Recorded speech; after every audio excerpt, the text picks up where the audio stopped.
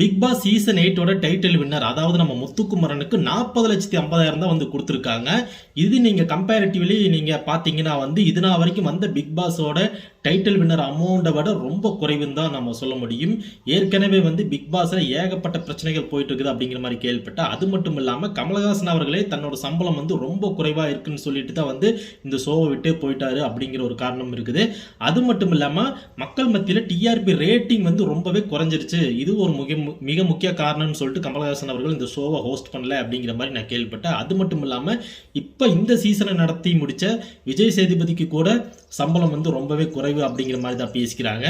ஏற்கனவே முத்துக்குமரன் அவர்களுக்கு ஒரு புல்லட் பைக்கை வந்து ஒரு டாஸ்க்ல வந்து வின் பண்ணியிருந்தாரு. அது மட்டும் இல்லாமல் அவரோட சம்பளமும் டேலி பண்ணி பார்த்தா ஒரு 50 lakhs வந்துடும் அப்படிங்கிற மாதிரி பிக் பாஸ் தரப்புல வந்து பேசிக்கிறாங்க. இதனால வந்து பிக் பாஸ் சீசன் 8 டைட்டில் வின்னருக்கு இவ்வளோதான் கொடுக்க முடியும்னு சொல்லிட்டு ஒரு அமௌண்ட் வந்து ஃபிக்ஸ் பண்ணியிருக்காங்க. இது வந்து ரொம்பவே வந்து என்ன சொல்றது, எல்லா டைட்டில் வின்னருக்கும் ஒரு 50 லட்சம் கொடுத்துட்டு இவருக்கு மட்டும் சம்பளத்தை பிடிச்சா எப்படி அப்படிங்கிறத வந்து நம்ம முத்துக்குமரன் ஃபேன்ஸ் எல்லாம் வந்து இன்னைக்கு சோசியல் மீடியாவில் பேசிட்டு இருக்காங்க. இதை பற்றின உங்களோட கருத்துக்கள் என்னங்கிறத கமெண்ட்ல பதிவு பண்ணுங்க. நன்றி. அடுத்த வீடியோவில் சந்திப்போம்.